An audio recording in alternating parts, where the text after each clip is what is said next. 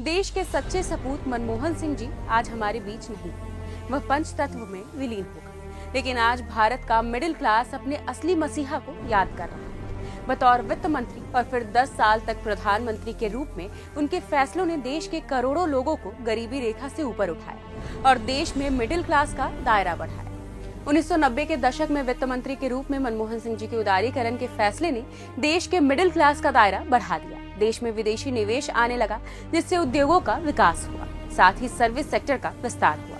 इससे लोगों को अच्छे वेतन पर नौकरियां मिलने लगी। डॉक्टर सिंह के एक फैसले से लोगों की आय बढ़ने लगी। इससे उनकी जीवन शैली में बदलाव आया और खर्च करने की क्षमता भी बढ़ी। Cell phone, car, washing machine और रंगीन टेलीविजन जैसी वस्तुएं आसानी से उपलब्ध होने लगी और उनकी खरीदारी भी बढ़ गई, जिसके बाद मिडिल क्लास देश में एक आर्थिक ताकत बनकर उभरा।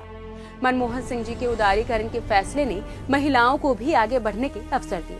उदारीकरण से देश में आईटी सेक्टर और अन्य सर्विस सेक्टर का खूब विस्तार हुआ, जिससे महिलाओं को अच्छे वेतन पर रोजगार के अवसर मिलने लगे। साल 2004 में पीएम बनने के बाद तो देश की अर्थव्यवस्था और तेजी से बढ़ी। जब पूरी दुनिया आर्थिक मंदी की गिरफ्त में थी, तब भारत की जीडीपी मनमोहन सिंह जी के नेतृत्व में हर साल 8% की दर से बढ़ रही थी। इस दौरान स्टार्टअप में भी एक क्रांतिकारी उछाल देखा गया।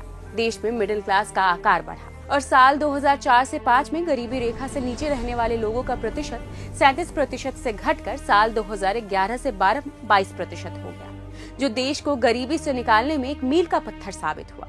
ये देश उनके योगदान के लिए सदैव ऋणी रहेगा। डॉक्टर मनमोहन सिंह जी को विनम्र श्रद्धांजलि।